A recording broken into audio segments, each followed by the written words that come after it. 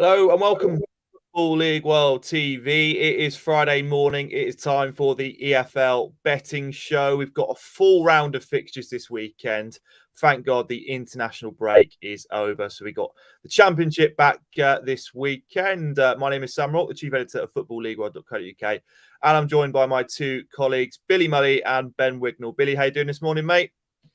Doing well, thank you. Yeah, right, as you say, I'm looking forward to getting back to a full set of EFL fixtures. Absolutely. And Ben, how you doing? Very good, cheers, Sam. I think you summed it up perfectly. Championship's back, so everything's good with the world again. Yeah, absolutely. As we do every single Friday, we look through 4 different selections. We pick a banker, an accumulator, a value bet, and a wild card. If you're watching this show on Facebook, Twitter, or YouTube, send in your best bets for this weekend. We want to hear what you're going to be placing.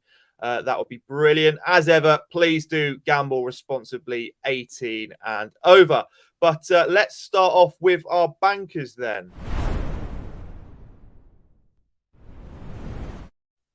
Billy, we'll come to you first. What is your banker in the EFL this weekend? I was very much tempted to go with Fulham to beat Barnsley at 2-7, but I thought I can't do that to myself. I have to give some value back. But yeah, I've gone for Exeter to beat Carlisle at 3-4.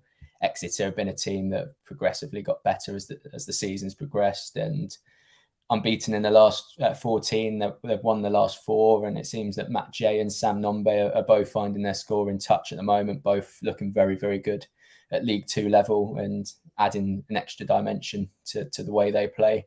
Carlisle, they're without a win since early September, lost 6 of those 10 games and only scored in 1 game in the last 8. So it's 2 teams in contrasting form, contrasting ends of the table. And yeah, I think at 3-4, Exeter should go on and win this quite comfortably. Yeah, you'd certainly imagine so, given the contrast in form. There we go. Billy going for Exeter this weekend as his banker. Ben, let's get your banker then for the EFL this weekend. Hope this isn't going to be a running theme because I've gone for Exeter as well. 4-5. I think I picked as a banker last week as well. They just about got over the line against Oldham. They're facing obviously another struggling team at home. I know they've changed the manager recently, sacking Chris Beach and bringing Keith Millen in. But I think on the evidence of a 0-0 home draw against Barrow, I know it's a somewhat local game. I don't think there'll be too much, new manager bounce coming forward. Like Billy said, extra 14 games unbeaten. There must be something in the water down in Devon. Plymouth run a similar run in League One, and so I'm going to back Exeter to continue it, especially after what they did to Bradford in the FA Cup on Tuesday, even though, that game doesn't count anymore. I think 4-5 with William Hill's pretty, for a banker, I think it's pretty decent value considering the form both teams are in. There we go. Both Billy and Ben opting for Exeter City as their banker this weekend. Let us know your thoughts in the comments on Exeter's chances of winning this weekend. Do you agree with both Ben and Billy on this one? Right, let's touch on the accumulator next.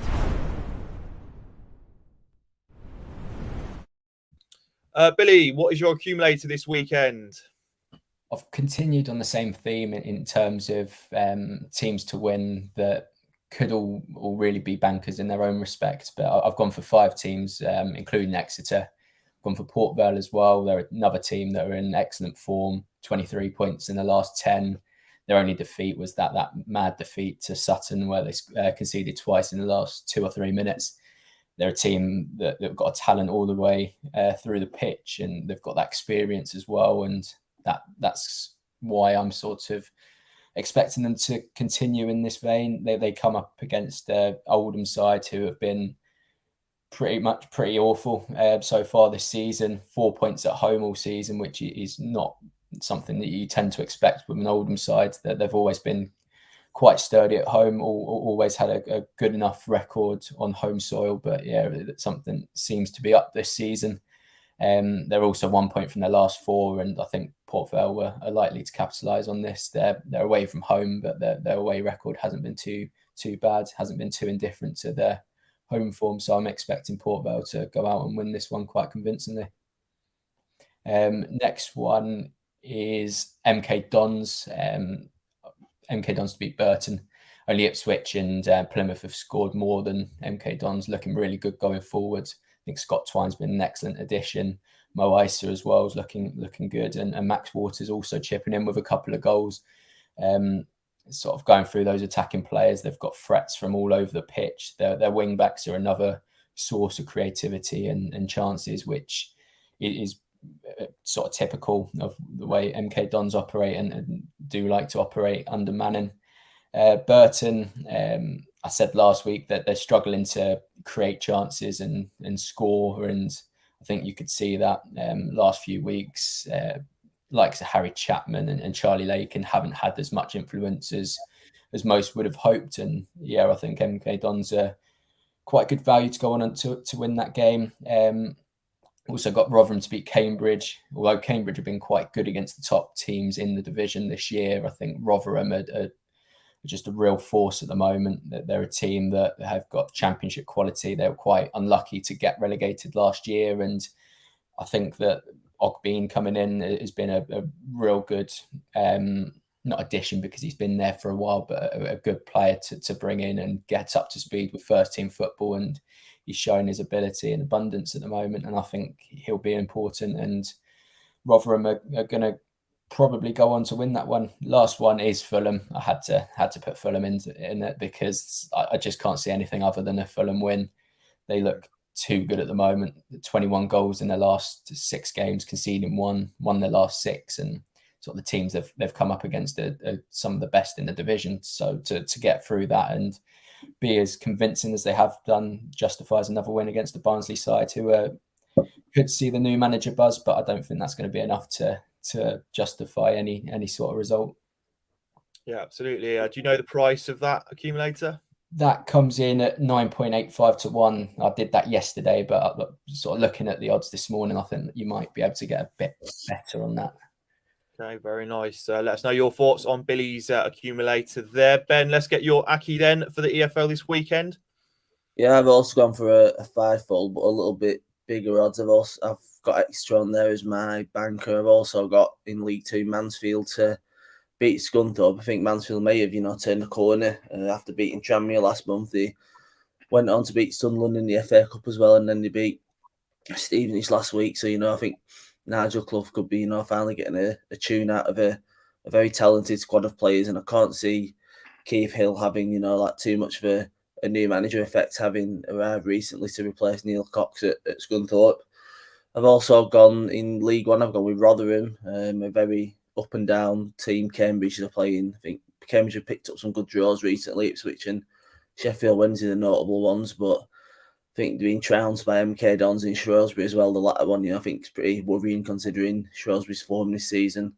And I can just see Rotherham maybe bullying a little bit. They've got a lot of talented players over the pitch, and I'd imagine they'd run out comfortable winners at the New York Stadium. We've also got with Fleetwood in League 1. They're playing Morecambe at home. They've not won in 4 games, Fleetwood, so I think they're pretty generous odds. But one was a draw against Wickham in this run of form, and the other 3 were narrow losses all to strong teams in Wigan, Burton and Ipswich. So I think this is a bit easy from on paper. Morecambe have tailed off a bit after an exciting start to the season. I just think Fleetwood, with Callum Morton, Joe Gordon and a few other players, they might have a bit too much for them at the top end of the field. And finally, I've gone with Middlesbrough playing Millwall at home in the Championship. I just think, I know I said the new manager bounce for Carlisle and Scunthorpe might not happen, but I just think for Middlesbrough, with Chris Wilder having, just less than 2 weeks to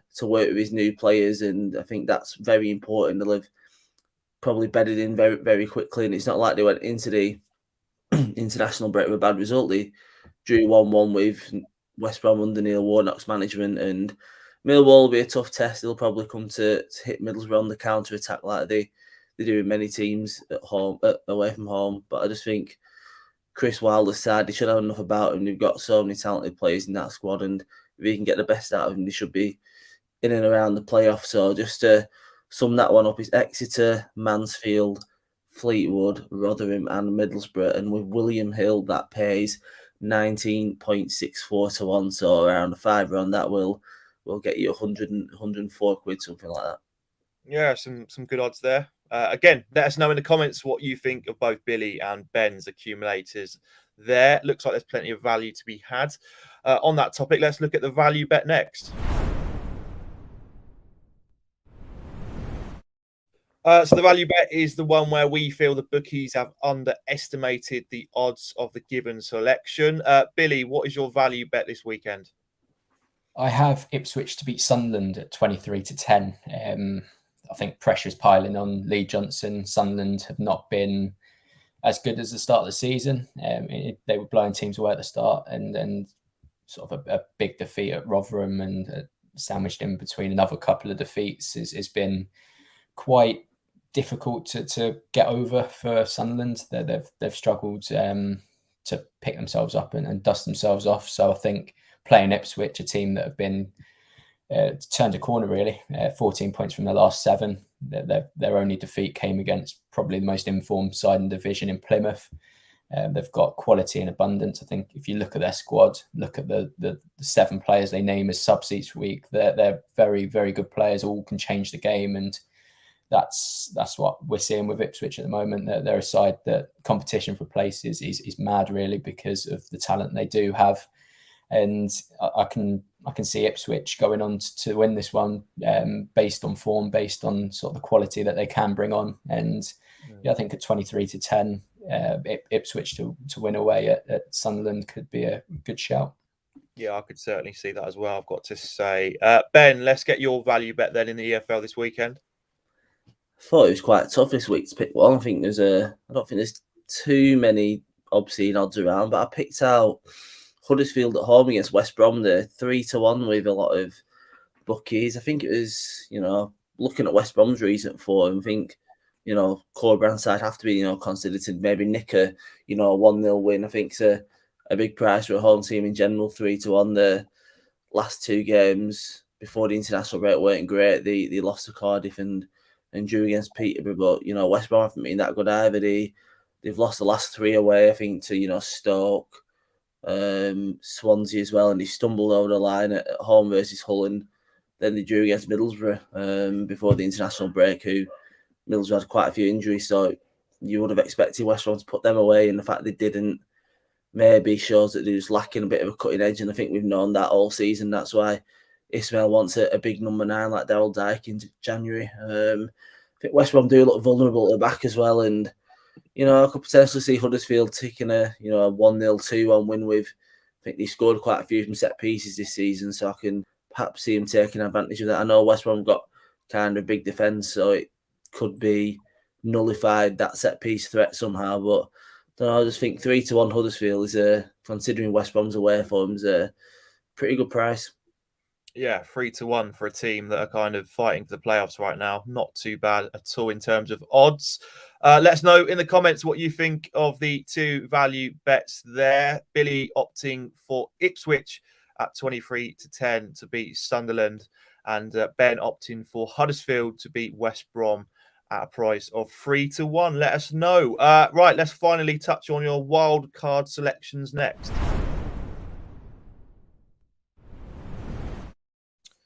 Billy, what is your wild card for this weekend? I do like my goal scorer bets, and I do tend to like my goal scorer bets involving Mitrovic. So that's the route I've gone down again. I've got Mitrovic to score a hat-trick against Barnsley. I think there's a lot of goals in there for Fulham.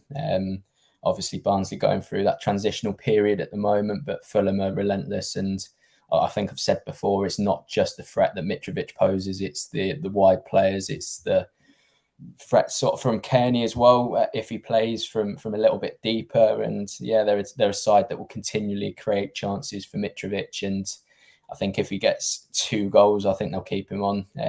But then there's always the threat to that Rodrigo Muniz might come on if things get a little bit too comfortable. So that's the only thing. But I think if Mitrovic wants to stay on, he'll stay on. He's one of those kind of players. Adding to that, I've got Matt Jay of Exeter. Plays in an attacking midfield kind of position, but he's a player that consistently gets chances. He's very intelligent in terms of where he places himself in the box, and he's got the quality to finish off chances. And He also works very hard and makes his own chances from pressing as well, which I've seen a couple of times this season. So he's a player that can generate chances from all sorts of scenarios and situations. 6 in the last 6 as well for him. So he's a player that's majorly in form. Last one, Michael Smith. I think he scored 6 in 7. Player that's really shone in the Championship last season. I think it was justified to be interested in him during the summer, and he's a player that knows where the back of the net is, and also is a real target man, as well as a player that can get in behind. He's playing against he's playing against a side that will churn out opportunities for him to score as well.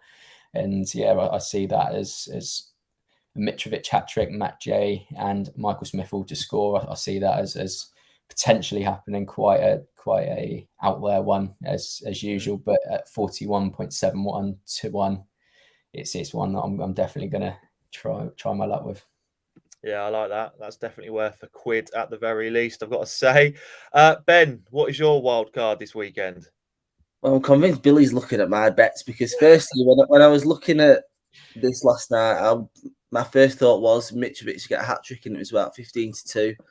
And then I decided to do a goal scorer double instead. I went for Mitrovic to score 2 or more against Barnsley, but I've also gone with Matt J as well to score 2 or more against Carlisle. Like Billy said, Matt J scored each of his last 6 games. He's got 10 in 16 in the league, and he scored 2 goals in the FA Cup replay against Bradford that never was on Tuesday. So against a team that's been, conceding pretty regularly recently, I think he's a surefire to, get at least 1. And obviously I put him down to get 2 or more. And then Mitrovic, you don't really need to say much more about him, do you? If he's come out with the international break unscathed, he'll be starting on tomorrow against Barnsley. And I know they will have that new manager bounce, but against a Fulham team that seems to be a bit rampant at the minute, they should have no answer to him. And I can imagine Mitrovic will have a bit of a field there. So for Matt J and Mitrovic both to score 2 or more in their games, it's 29.88 to 1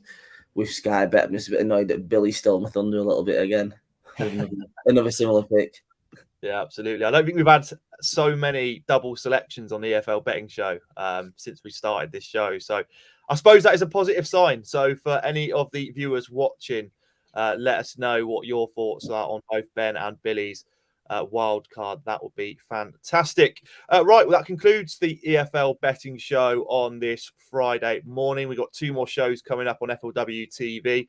We've got the Under the Microscope show, where we're going to be looking in depth at the Sunderland Ipswich Town game this weekend. Ned Holmes will be hosting that one. And then at 4 o'clock, we've got the EFL weekend preview. Lots of action to get stuck into. If you haven't already, please do subscribe to FLW TV on YouTube and like the video below. It is very much appreciated. Billy and Ben, thanks again for joining me this morning, and we will catch up soon.